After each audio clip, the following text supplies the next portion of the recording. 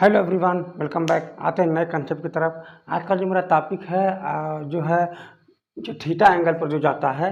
लेकिन कल मैंने क्या पढ़ा था, मैंने देखा है कि अच्छी स्थिति में क्या होता है, निरच्छी स्थिति में क्या होता है।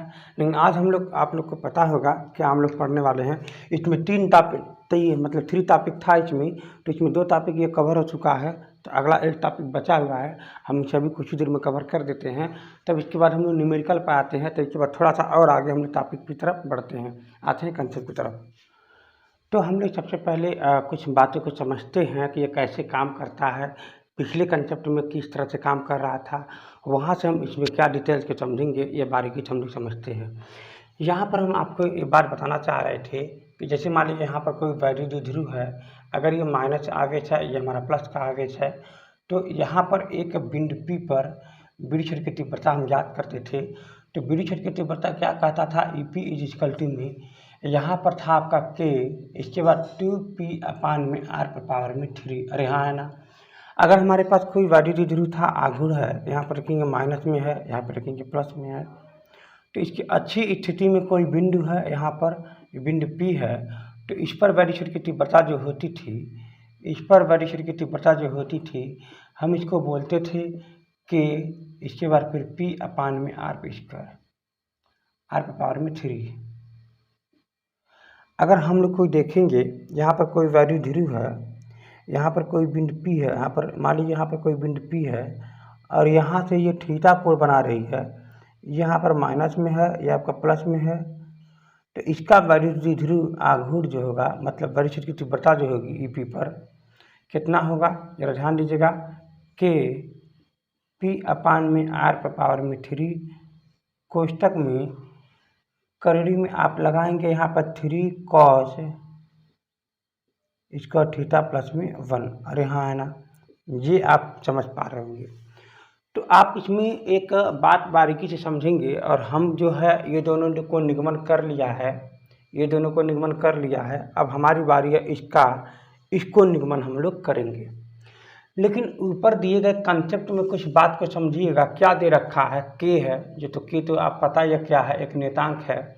लेकिन यहाँ पर जो आया है ना, विद्युत द्विध्रुव आया है, विद्युत द्विध्रुव का आघूर्ण में आएगा ये। तो इसको हम बोलेंगे क्या कि यहाँ पर हम P बराबर में 2dq, अरे हाँ है ना। तो यानी ये एक प्रकार का विद्युत द्विध्रुव आघूर्ण है। क्या है ये, विद्युत द्विध्रुव आघूर्ण। तो यहाँ पर जब हम इसको सॉल्व किए थे तो यहाँ पर आवेश लेकर के सॉल्व किए थे, फिर बाद में हम इसको बदले थे। लेकिन मेरे प्यारे बच्चों, इस कंडीशन में कुछ अलग टाइप का है। अलग टाइप का इसलिए है कि हम इसको यहाँ से ये वाली बिंदु की दूरी नहीं नापेंगे, ये वाली को हम नहीं लेंगे ना, हम सिर्फ यहाँ से लेंगे दूरी को। तो इसको हम यहाँ पर विद्युत द्विध्रुव आघूर्ण निकाल करके तब यहाँ पहुँचना होगा। तो चलिए हम लोग कंसेप्ट को समझते हैं और ये कैसे कैसे काम करता है, मैं आपको पूरी बारीकी से मैं समझाता हूँ, ताकि आपको जो है एक एक बात समझ में आ जाए कि ये जो है R पर, जैसे Q पर नहीं, इसको हम Q पर सॉल्व किए थे तब आया था, इसको भी Q पर सॉल्व किए थे, लेकिन इसको Q पर ना सॉल्व करके इसको हम P पर सॉल्व करेंगे। विद्युत द्विध्रुव आघूर्ण पर हम इसको सॉल्व करेंगे। मैं उम्मीद रख रहा हूँ आप ये बात समझ पा रहे होंगे। लेकिन अब हम आते हैं इसी कंसेप्ट को प्रूव करना है। ठीक है, हमारे पास द्विध्रुव है, यहाँ पर एक माइनस में आवेश है, इसके बाद प्लस में आवेश है।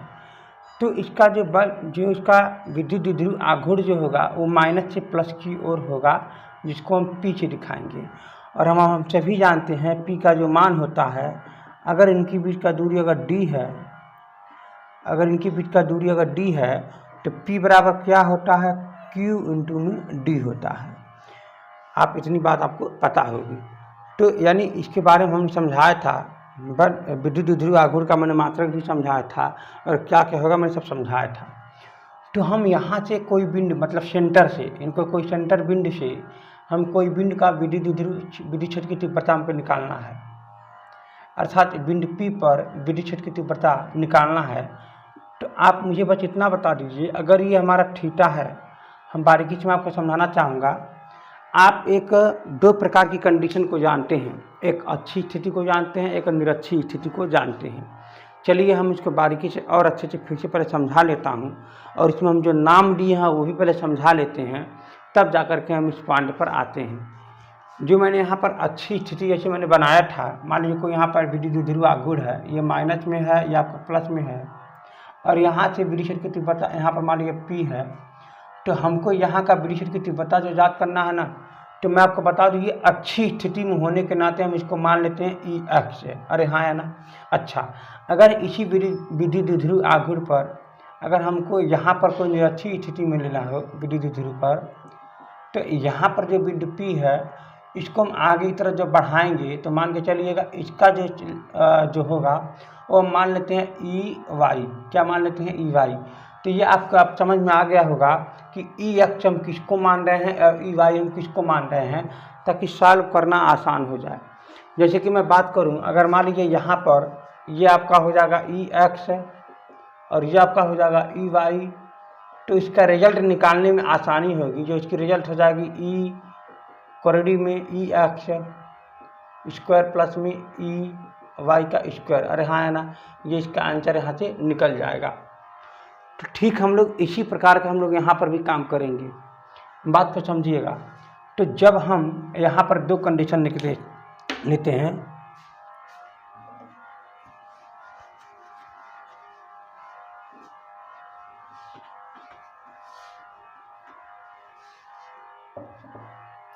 देखिएगा, समझिए यहाँ पर बात को हमारे। तो हम इस बिंदु के द्वारा हम यहाँ पर अच्छी स्थिति और निरक्षी स्थिति बनाते हैं। तो सबसे पहला आपका कंसेप्ट क्या है समझना है कि मान लीजिए ये आपका कोई बिंदु P है, ठीक है ना, मतलब कोई P है, अर्थात इसको बोलोगे विद्युत द्विध्रुव आघूर्ण कोई P है। तो यहाँ से अगर कोई थीटा कोण बना करके जाएगा तो आप इसको बोलोगे, जहाँ से कोण बनता है ना जिस लाइन से, उस अक्ष को बोल देंगे P cos में थीटा। अरे हाँ है ना। लेकिन इसी के लंबवत अगर हम इसको इधर कर देंगे ना, तो ये हो जाएगा हमारे पास P sin में थीटा। अरे हाँ है ना। तो अब हम क्या करते हैं, इसी को हम दो भागों में बांटते हैं।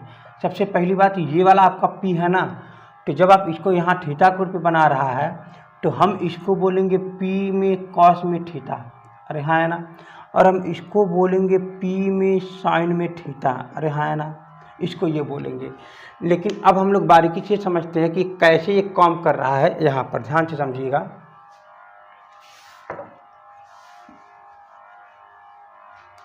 अगर बारीकी से देखेंगे तो आपको मिलेगा यहाँ पर कि अगर मान लीजिए यहाँ पर एक कोई बिंदु है, तो हम यहाँ पर दो केस, पहली बात हम यहाँ पर दो केस ले रहे हैं, ठीक ना, दो केस ले रहे हैं, एक साथ ले रहे हैं, आपको समझ में आ जाएगा। एक लेता हूँ मैं अच्छी स्थिति में, तो अच्छी स्थिति में क्या है जरा ध्यान दीजिएगा। मान लीजिए ये आपका कोई बिंदु है और यहाँ से कोई विद्युत द्विध्रुव आघूर्ण जो है यहाँ पर, इसको बोलेंगे P cos में थीटा, और यहीं पर बिंदु P है, इसको बोलेंगे बिंदु P। और इस बिंदु से ये मान लीजिए P वाला जो बिंदु है यहाँ पर, हम इसको मान लेते हैं मान लीजिए M। तो ये जो M है M, और M में से P की जो दूरी है वो R मानते हैं। क्या मानते हैं? R। अरे हाँ है ना, इसको हम R मान लेते हैं। बात को समझिएगा। तो यानी बाबू लोग यहाँ से इस द्विध्रुव आघूर्ण से बिंदु P पर विद्युत क्षेत्र की जो तीव्रता होगी वो हो जाएगी आपकी अच्छी स्थिति में, है ना, तो हम इसको मान लेते हैं EX। अरे हाँ है ना। तो जो EX जो हो जाएगा बराबर अच्छी स्थिति क्या कहता है, K2। और यहाँ पर देखिए क्या है, यहाँ पर ये P cos थीटा अपान में R का पर पावर 3, R पर पावर में 3। अरे हाँ है ना। आप देख पा रहे होंगे क्योंकि ये फार्मूला कहाँ से आया है, अब मैंने बताया था अभी कि फार्मूला होता है EX इक्वल टू में K2P, इसके बाद फिर यहाँ पर लिखे थे R पे पावर 3। ये तो दो का फार्मूला हो गया। लेकिन जो ये P है अक्ष, उसी अक्ष में इतना आपका बल आघूर्ण है, ठीक है ना, मतलब इतना द्विध्रुव आघूर्ण है। तो हम उस कंडीशन में बोलेंगे P बराबर में P cos में थीटा।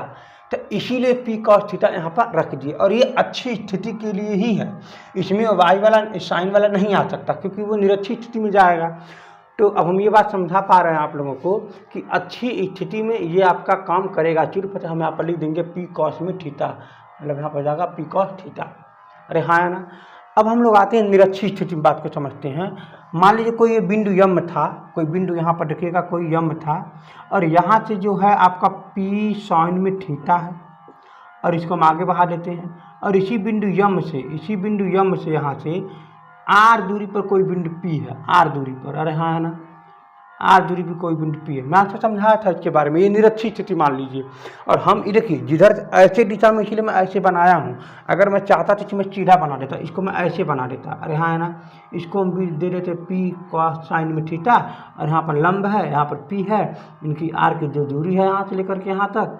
तो हमको यहाँ का जो वाई अक्ष वाला है ना, तो हम इसको मान लेंगे P Y, sorry E Y, वृक्ष से बढ़ता है ना, इसीलिए ई वाई।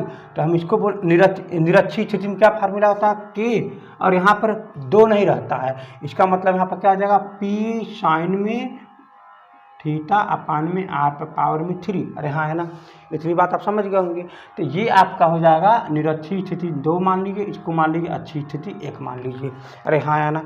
तो अब आप देखोगे कोई बिंदु पी है, अब इतनी बात आपको समझ में आ गई होगी 100% गारंटी के साथ। तो अब मैं आता हूँ, थोड़ी सी आगे बढ़ता हूँ।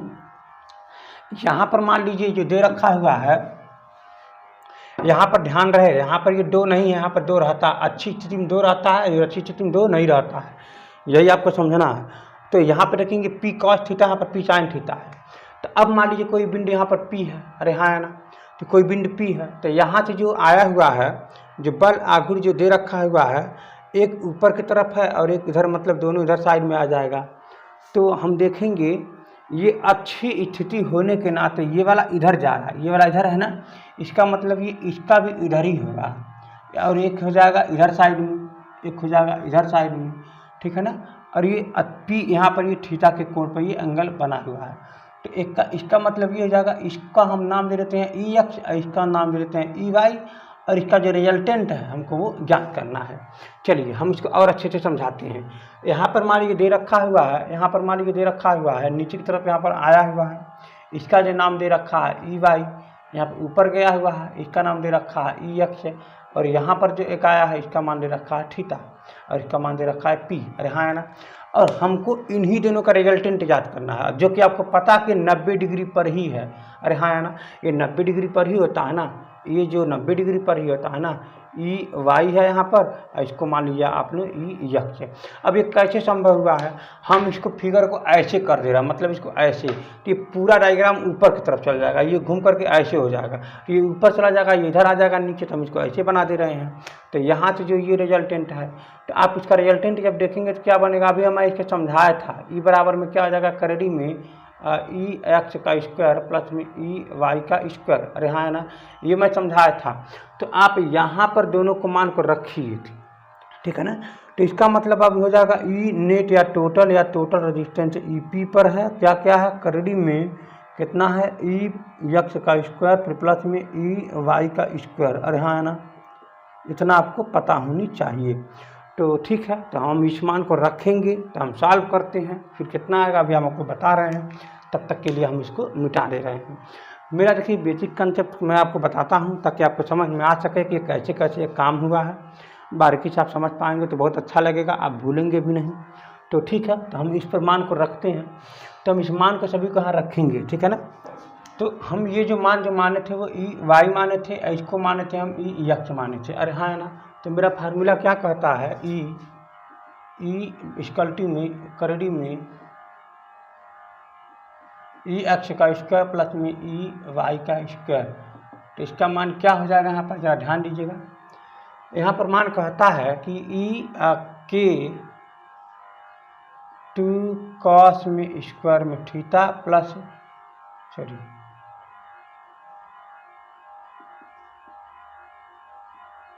ये हो जाएगा आपका आर पर पावर 3, ये पूरे का हो जाएगा करेडी में प्लस ये क्या बन जाएगा कि पी साइन में थीटा अपान में आर पर पावर में 3 का होल स्क्वायर, अरे हाँ है ना। तो जो आप दोनों में देखोगे ना, उसको आप कॉमन लेके बाहर करने में आ जाइए तो अच्छा रहेगा। इसका मतलब ये बचा, यहाँ पर क्या हो जाएगा, करेडी में अंदर जो कॉमन क्या क्या है, के भी है, पी भी है, आर भी है, ये भी है। तो आप इतने को आप लिखिए, के पी, इसके बाद आर पर पावर में 3, फिर इसके ऊपर पावर में आप लगा दोगे यहाँ पर ये स्क्वायर, यही बाहर कर दीजिए। अब जितना बचा इसको अंदर लिखिए, क्या क्या बचा यहाँ पर, पी भी आ गया है और क्या आया है 2, यहाँ पर 2 भी है। फिर यहाँ पर क्या है कॉस स्क्वायर में थीटा है, सॉरी कॉस थीटा है, इसके ऊपर स्क्वायर अभी लगा हुआ है प्लस यहाँ पर देखिए पी भी के पी और आर स्क्वायर यहाँ पर क्या ना बन जाएगा साइन मतलब स्क्वायर थीटा। हम स्क्वायर इसके साथ लगा दिया हूँ। यहाँ पर देखेंगे करड़ी में आप इसको अब बाहर कर सकते हैं, अभी आप करेंगे, चलिए कर देता हूँ पहले ही।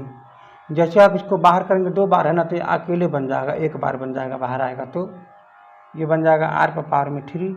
अब फिर अंदर करड़ी की बात हो रही है, यहाँ पर लिखेंगे 4, फिर यहाँ पर लिखेंगे कॉस स्क्वायर थीटा प्लस में हो जाएगा यहाँ पर ये साइन स्क्वायर में थीटा।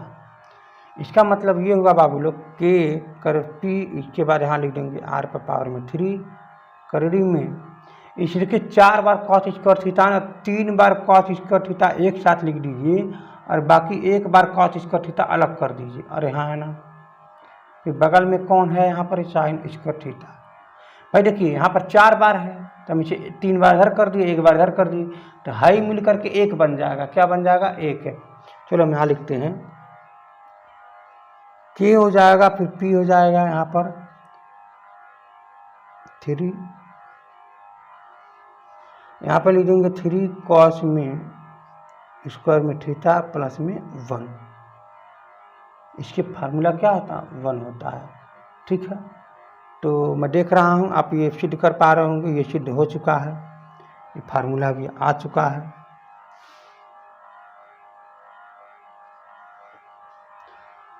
तो आपको इसमें परेशान नहीं होना था, बेसिक कंसेप्ट जो फार्मूला है वही काम मैं किया हूँ। जैसे कि मैं देखा जब मैं फिर से समझा दे रहा हूँ डायग्राम को लेकर के, यहाँ पर माइनस में होता है, यहाँ पर प्लस में होता है। इनका जो विद्युत द्विध्रुव आघूर्ण जो है यहाँ पर मान लीजिए यहाँ पर बिंदु पी, यहाँ पर पी है, तो यहाँ पर एक थीटा कोण पे है यहाँ पर, ठीक है ना, यहाँ पर थीटा कोण पे है। तो इसकी वजह से यहाँ पर इसका ये हो जाएगा पी कॉस पी साइन में थीटा, और इसकी वजह से ऊपर जो हो जाएगा यहाँ पर हो जाएगा पी कॉस में थीटा।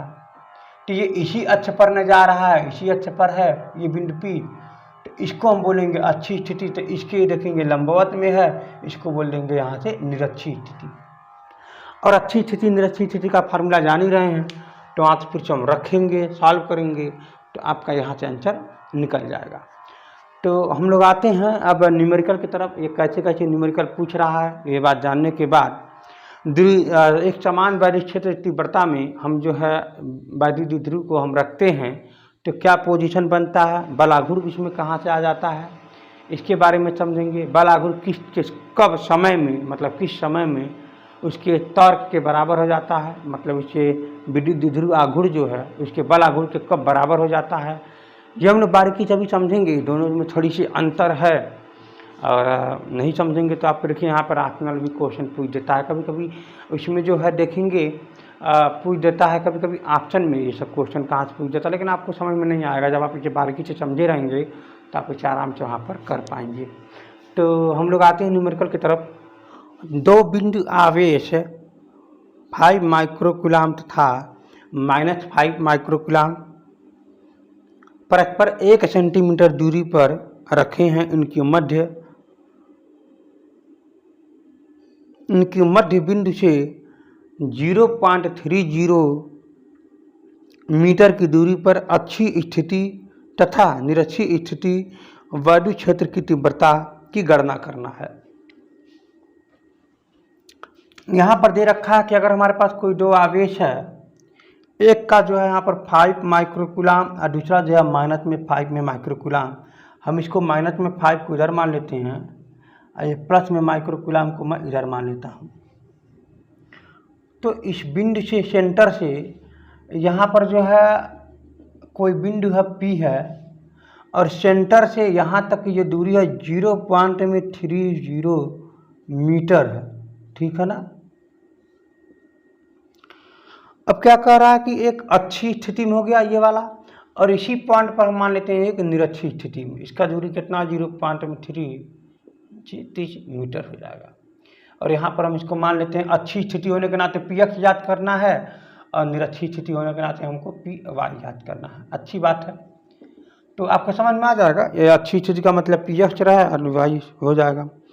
तो यहाँ पर ये पूछ रहा है कि इनका जो बीच का जो दूरी है, ये वाला जो बल आघूर्ण के सॉरी जो द्विध्रुव आघूर्ण है, इनका जो बीच का जो दूरी है वो 1 सेंटीमीटर का, कितना है वो 1 सेंटीमीटर का। चलिए, तो हम लोग सबसे पहले हम ये पी वाई हम लोग याद करते हैं। क्या याद करते हैं? पी वाई, मतलब ये अच्छी नहीं निरक्षी स्थिति का हम लोग याद करते हैं। तो फार्मूला क्या कहता है? के पी अपान में आर पर पावर में 3।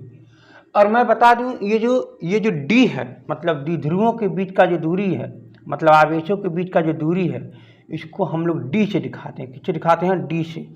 तो हम लोग यहाँ पर रखते हैं, तो आप देखेंगे जो द्विध्रुव आघूर्ण है, यहाँ पर जो मान दे रखा है पी का, वो पी का मान है ना, यहाँ पर पी का मान निकालेंगे। तो पी का मान निकालने के लिए क्या करेंगे? यहाँ पर ये यहाँ पर देखेंगे, अब यहाँ पर देखिए जरूरत पड़ रही है, लेकिन आप फार्मूला में कहीं नहीं है, लेकिन पी इसकी ज़रूरत पड़ रही थी। तो यहाँ देखेंगे एक आवेश मतलब 5 माइक्रोकुलाम है ना, माइक्रोकुलाम है, इसको मैं लिख देता हूँ, फिर गुणे इनकी बीच का जो दूरी है कितना, वो 1 सेंटीमीटर है। तो जैसे कि अगर आप लिखेंगे सभी बात को, तो यहाँ पर आप लिखेंगे 10 पर 5 कितना है?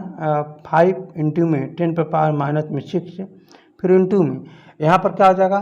10 पर पावर में माइनस में 2, ये मीटर में कन्वर्ट हो जाएगा।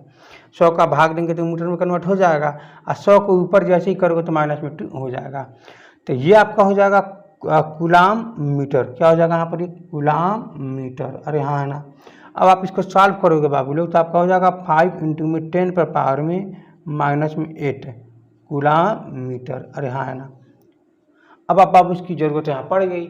तो इसका मतलब ये हुआ कि यहाँ पर देखोगे के का जो मान होता है 9 इंटू में 10 पर पावर में 9 इंटू, यहाँ पर इसका मान कितना है? ये 5 इंटू में 10 पर पावर में माइनस में 8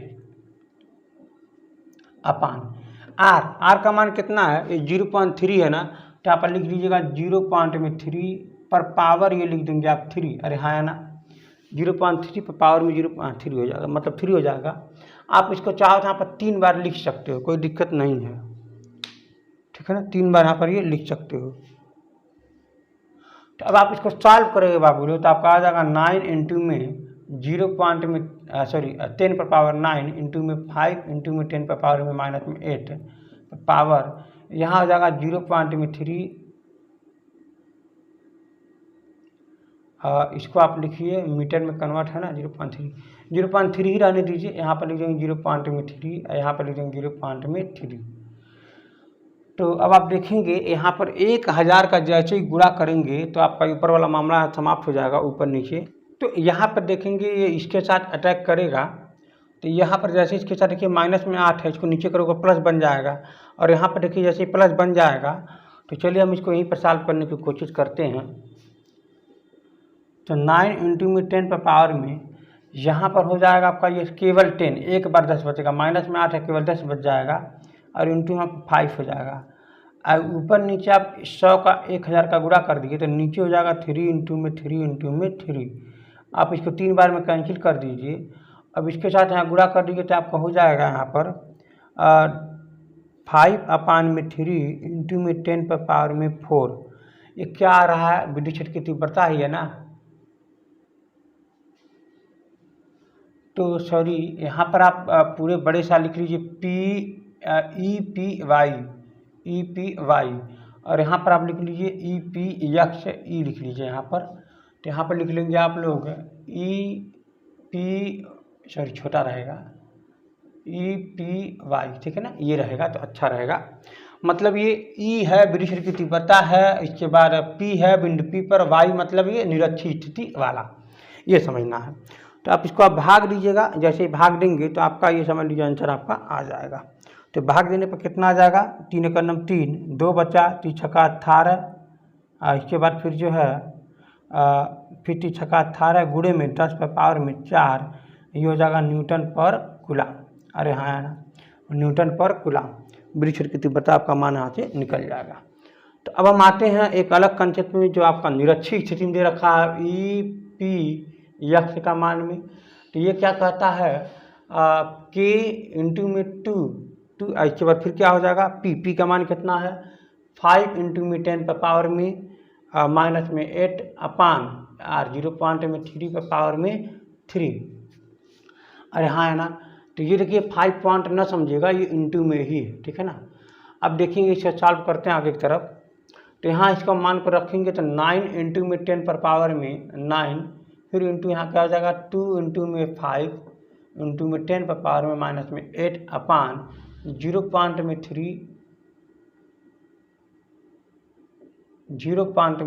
इंटू में 0.3। तो बाबू लोग जब ये हम इतना सॉल्व किए थे, जब हम ये 2 को हटा दिए, मान लीजिए यहाँ पर 2 को हम यहाँ पर लिख देते हैं, तो जब हम इतना सॉल्व किए थे तो मेरा ये आया था। इसका मतलब ये हुआ, इसका मतलब ये हो जाएगा आपका, ये आया 1.66 इंटू में 10 पर पावर में, ये आया हुआ बाबू 10 पर पावर में 4, और फिर गुणे में अब ये 2 भी आया हुआ है न्यूटन पर कूलम। इसका इसमें गुणा कर दिए 6 दूनी 12 और 6 दूनी 12 13, 6 2 3, यहाँ पर 2 का 9 पीछे बचे हो जाएगा आपका ये 3, मतलब ये इतना गुणे में 10 पर पावर में 4 न्यूटन पर कूलम। 6 दूना 12 फिर 6 दूना 12 13 से 6 2 का 9 1 3, यानी ये आपका हो जाएगा बैटरी क्षेत्र की तीव्रता Py अक्ष पर अच्छी स्थिति में। तो मैं उम्मीद रख रहा हूँ ये बात आप समझ गए होंगे। थोड़ी सी कंसेप्ट है, न्यूमेरिकल अच्छा भी है और ये इम्पॉर्टेंट भी है। अब हम आते हैं विद्युत द्विध्रुव आघूर्ण पर, हम लोग समझते हैं क्या होता है विद्युत द्विध्रुव आघूर्ण। ठीक है, विद्युत द्विध्रुव आघूर्ण के बारे में समझिए हैं, लेकिन विद्युत द्विध्रुव आघूर्ण को हम लोग एक समान चुंबकीय क्षेत्र में जब हम रखेंगे तब क्या घटना घटेगा, हम लोग इसके बारे में समझते हैं। आते हैं कंसेप्ट की तरफ, आते हैं हम लोग ये बात को समझते हैं कि विद्युत द्विध्रुव आघूर्ण को जब हम लोग एक समान चुंबकीय क्षेत्र में जब रखते हैं तो क्या घटना घटता है, इसके बारे में क्या होता है, हम इसके बारे में अध्ययन अब करते हैं।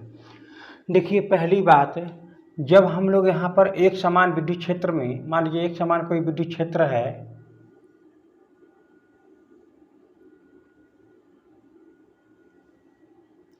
एक समान विद्युत क्षेत्र में विद्युत क्षेत्र की तीव्रता अगर E है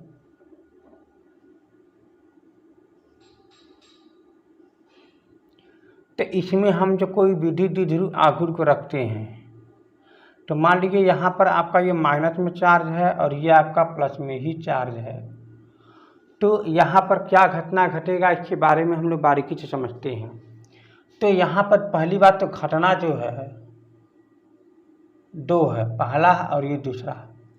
दूसरा ये है कि इस पर लगने वाला, पहला ये है इस पर लगने वाला बल है, क्या होगा इसका बल हम लोग ज्ञात करेंगे, और दूसरा जो है बल आघूर्ण ज्ञात करेंगे। क्या ज्ञात करेंगे? बल आघूर्ण। तो यहाँ पर बल आघूर्ण इंपॉर्टेंट बनता है, ये 0 हो जाता है इसलिए ज़्यादा इंपॉर्टेंट नहीं बनता है। इस पर लगने वाले जो बल हैं वो बराबर हो जाते हैं, मतलब 0 हो जाते हैं। कैसे होते हैं ज़रा ध्यान से समझिएगा। जब यहाँ पर इसका जो प्लस चार्ज होने के नाते धनात्मक की दिशा का मतलब ये फ्लक्स से इधर होगा। तो मैं जैसे कि मैं फिर से बताना चाहूँगा कि अगर यहाँ पर कोई प्लस आवेश है, कोई प्लस आवेश है, अगर कोई प्लस आवेश से कोई चार्ज, मान लीजिए यहाँ पर कोई प्लेट है और यहाँ पर देखिए कोई माइनस वाला प्लेट है, तो हम सभी जानते हैं कि प्लस प्लेट के प्लस माइनस की तरफ फ्लक्स निकलते हैं, जाते हैं, हम ये जानते हैं ना। तो आप बताइए इसकी माइनस वाला, इसका अगर ये इधर से फ्लक्स अगर इधर जा रही है तो कहीं ना कहीं ऋणात्मक आवेश इधर साइड में है कि नहीं। अब आप ही मुझे बताइए कि जो ये आवेश है वो किधर जाएगा, माइनस की तरफ ही जाएगा। तो इसीलिए ये इधर ही की दिशा में इसका बल लगना स्टार्ट हो जाएगा। तो हम इतनी बात को जानते ही हैं और ये हम समझ चुके हैं। इसका मतलब बाबू ये बात तो तय हो गया कि अगर ये प्लस आवेश है तो वो उधर ही की तरफ जाएगा, इधर की तरफ फ्लक्स की तरफ, इधर की तरफ उसको बल लगेगा। तो हम इस बल को बोल देंगे क्या, हम इसको F1। अगर ये इधर की तरफ बल लग रहा है तो इसको बोल देंगे क्या, F2। अरे हाँ है ना। और हम सभी जानते हैं कि बल बराबर क्या होता है, विद्युत क्षेत्र की तीव्रता इंटू में आवेश। होता ही नहीं होता है, क्योंकि आप पढ़े हो कि विद्युत क्षेत्र की तीव्रता जो बराबर होता है बल बट्टे में आवेश, तभी तो इसका मात्रक जो होता है न्यूटन पर कूलम। इसका मतलब ये हुआ कि जो बल बराबर हो जाएगा विद्युत क्षेत्र की तीव्रता इंटू में आवेश। ये आपको याद करना है। तो इसका मतलब यहाँ पर जो विडिशर की तीव्रता क्या है, इसको बोलेंगे ई है। अरे हाँ है ना। और आवेश क्या है, यहाँ पर है आपका क्यू है। उसी प्रकार यहाँ भी तो है, इसका मतलब यहाँ पर विडिशर की तीव्रता भी तो ई है और आवेश भी क्यू है। लेकिन फर्क क्या है कि इसकी दिशा इधर है और इसकी दिशा इधर है। तो यहाँ पर नेट बल मतलब अब जो नेट बल होंगे अर्थात एफ जो टोटल होगा, फोर्स जो होगा, वो आप बोलोगे क्या कि F1 अगर हमारा F1 प्लस है तो F2 क्या है, माइनस होगा। अरे हाँ है ना। अगर हमारे पास F1 जो है प्लस है तो F2 क्या हो जाएगा, माइनस में हो जाएगा। तो क्या लिख दोगे यहाँ पर, ये F2। इसका मतलब बाबू लोग यहाँ पर जब मान रखोगे E इंटू में Q माइनस में E इंटू में Q, तो कट से क्या बन जाएगा, 0। बाबू यहाँ पर जो नेट बल है, जो परिणामी जो बल है वो 0 है, अर्थात वो 0 है। तो अब यहाँ पर आपको ये बात तो पक्का समझ में आ गई होगी कि विद्युत द्विध्रुव पर मतलब लगने वाला जो बल है एक समान चुंबकीय क्षेत्र में, वह आपका 0 ही होगा। तो अब हम लोग आते हैं बल आघूर्ण की तरफ। ये बल आघूर्ण क्या होता है इसके बारे में समझते हैं और इसके मात्रक का भी अध्ययन करते हैं। थोड़ी सी कंसेप्ट है लाजवाब, थोड़ी सी अच्छी लगेगी जब आप इसे बारीकी से समझे रहेंगे। तो हम आते हैं बल आघूर्ण की तरफ, आते हैं पॉइंट पर बल आघूर्ण समझते हैं। बल आघूर्ण एक प्रकार का टार्क होता है जो हमें ये बताने का तय करता है कि कितना टॉर्क का बल उस पर लग रहा है। उदाहरण के जैसे समझना चाहेंगे तो हमारा जो एक्सेलरेशन होता है, जो त्वरण होता है, जब हम वाहन चलाते हैं तो हम बोलते हैं कि कितना का पिकअप पकड़ रहा है। तो वही चीज़ यहाँ पर भी है, टॉर्क मतलब किसी चीज़ को रोटेशन होना, कितना टॉर्क होगा। जैसे मैं बात करूँगा, जैसे मान लीजिए यहाँ पर एक आपके पास कोई पॉइंट है और एक यहाँ पर एक बल लग रहा है, बल इधर से एक बल जा रहा है, तो और इनकी बीच का जो दूरी है मान लीजिए r है, ठीक है ना। तो ये जो दूरी है ना, वो आप देखोगे कुछ भी हो सकता है। अगर ये यहाँ से आगे जा रहा है तो हम ये भी दूरी तो ले सकते थे, यहाँ से मान लीजिए पहले है तो इसको ये भी तो दूरी ले सकते थे, लेकिन ऐसा नहीं है। इसको हम R1 मान लेते हैं, इसको मान लीजिए R2 मान लेते हैं, और इसको मान लीजिए R3 मान लेते हैं, और इसको जो लंबवत में है इसको हम R मान लेते हैं। तो मैं आपको बता दूं, ये इसी बिंदु के द्वारा इस पर लगने वाला टॉर्क पर मतलब इसको बोलेंगे बल आघूर्ण। तो यानी इस बिंदु के द्वारा इस बल पर लगा हुआ बल आघूर्ण बोलोगे आप टाई, मतलब टाई बराबर में हो जाएगा F इंटू में ये आपका बल लंबवत दूरी। लंबवत दूरी मतलब जो बल जो गया है इस पर लंबवत दूरी 90 डिग्री के लाइन पर दूरी हो, तो यहाँ पर क्या आ जाएगा, ये R। अरे हाँ या ना। तो इसी को हम बोलेंगे बल आघूर्ण। क्या बोलेंगे, बल आघूर्ण। बात को समझिएगा। तो यानी यहाँ पर बल आघूर्ण की बात आप समझ गए होंगे। तो ये हमारा समझ लीजिए एक प्रकार का बल गुणे विस्थापन ही होता है, ठीक है ना। बल गुणे विस्थापन एक प्रकार का टॉर्क का भी काम करता है और इसी कंडीशन में टॉर्क का भी काम करता है। अरे हाँ या ना। तो ये लंबवत दूरी है। आपको पता होगा कि एक त्वरण का परिभाषा क्या होता है। एक त्वरण का परिभाषा होता है बल गुणे में विस्थापन। अरे हाँ है ना। तो ये बल तो हो गया, मान लीजिए यहाँ पर समान हो गया, तो ये विस्थापन का काम कर रहा था, आर हो जाएगा। तो ये आर विस्थापन है ना, तो इसी कंडीशन में बोलेंगे लंबवत दूरी। लेकिन जो त्वरण ज्ञात हो रहा है तो यहाँ पर इसको टॉर्क बोलेंगे। आपको घबराना नहीं है, इसको हम बोलेंगे बल आघूर्ण, इसको टॉर्क बोलेंगे, बल आघूर्ण। टॉर्क का स्पेलिंग क्या होता है, TORQUE, टॉर्क, ठीक है ना, यानी बल आघूर्ण। तो ये गोलाकार में टॉर्क देखेंगे कितना पिकअप पकड़ रहा है, क्या कितना स्पीड पकड़ रहा है। ये एक लंबवत क्षैतिज रेखा पर होता है, सरल रेखा पर होता है, या एक लंबवत दूरी पर, यानी एक दूरियां पर होती हैं, एक रेखा पर होता है। बात पक्का हो गई। तो मैं उम्मीद कर रहा हूँ आप टॉर्क का मतलब अर्थात बल आघूर्ण का मतलब समझ गए होंगे। और अभी भी जो हमने एक समान चुंबकीय क्षेत्र में जो हमने रखा था द्विध्रुव आघूर्ण को, तो वहाँ पर जो घटना घटी थी हम उसी पर हम ये भी अप्लाई करते हैं और देखते हैं क्या क्या उसमें रिजल्टेंट आ रहा है, कब किसका कितना मान होता है, ये हम लोग बारीकी से समझते हैं। आते हैं पॉइंट पर। एक समान चुंबकीय क्षेत्र में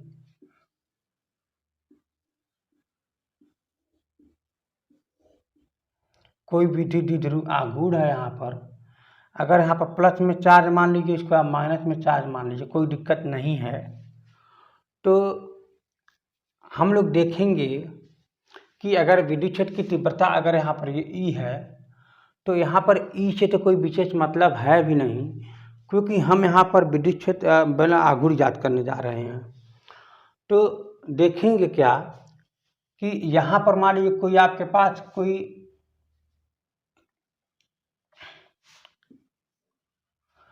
ये अभी बताया मैंने माइनस चार्ज है, ये आपका प्लस ये माइनस चार्ज है, ये अब प्लस चार्ज यहाँ है।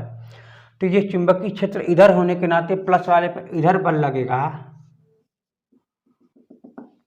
तो अब आप देखोगे क्या कि इस आवेश से इस लगने वाले बल पर लंबवत दूरी पता करेंगे। अरे हाँ है ना, तो यही दूरी जो होगा आर मान लीजिए। अब आर तो यही तो आपका डी होता है ना, आप इसको अब यहाँ पर आर मान लीजिए। तो हम क्या करेंगे, ये तो बल है, ये जो बल गया है, ये जो बल, वो बल का मान कितना है आपको पता होगा कि F बराबर में Q इंटू में ई। अरे हाँ है ना, Q इंटू में ई, यही तो है। तो R का जो मान होगा, पहली बात आप यहाँ पर ये भी जानना कि थीटा है, तो यहाँ पर ये भी क्या होगा, थीटा होगा। और ये जो दूरी है आपका मान लीजिए 2D है। क्या है ये, 2D है।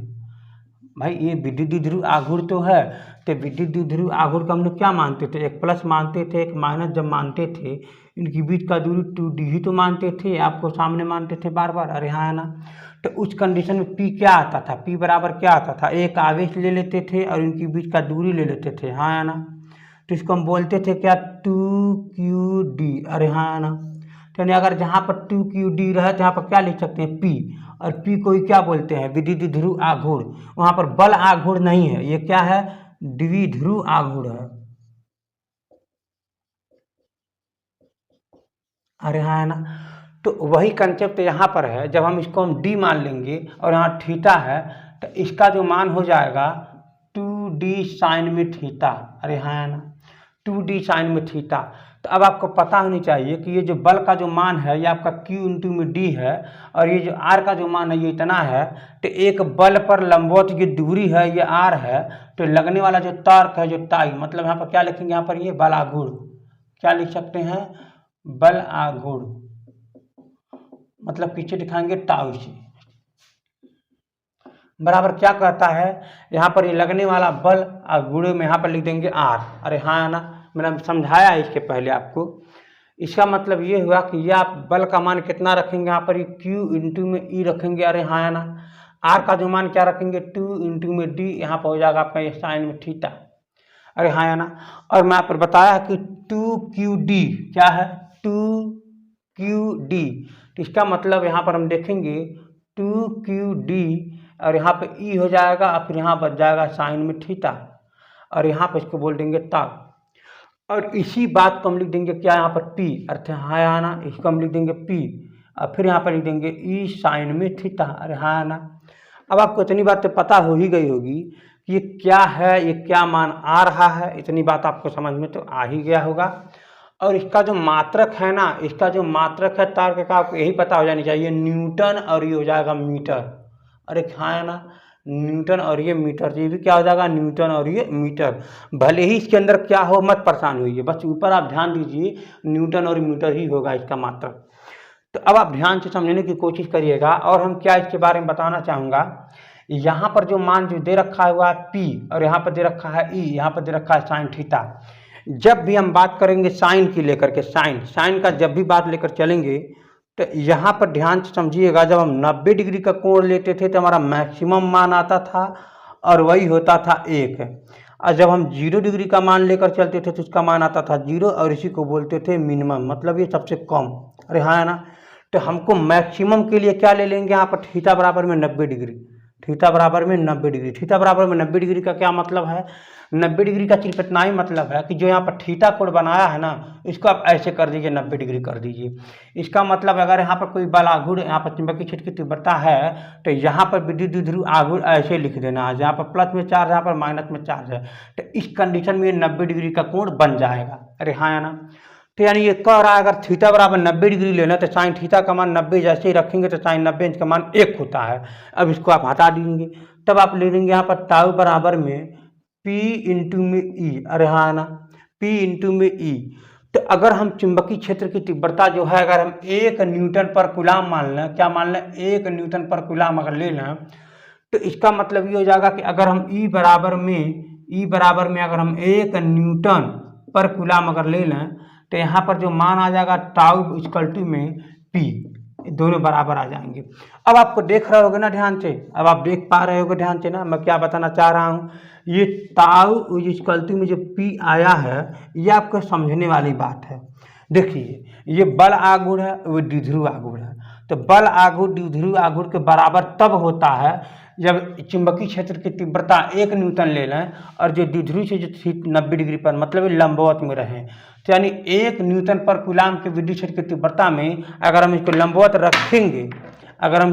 रखेंगे, तो उस कंडीशन में जो टार्क है और जो आपका ये विद्युत द्विध्रुव आघूर्ण है ये दोनों आपस में क्या होंगे, बराबर होंगे। और ये वेरी वेरी इंपॉर्टेंट कंसेप्ट है, यही आपको यहाँ पर एग्जाम में पूछता है कभी कभी।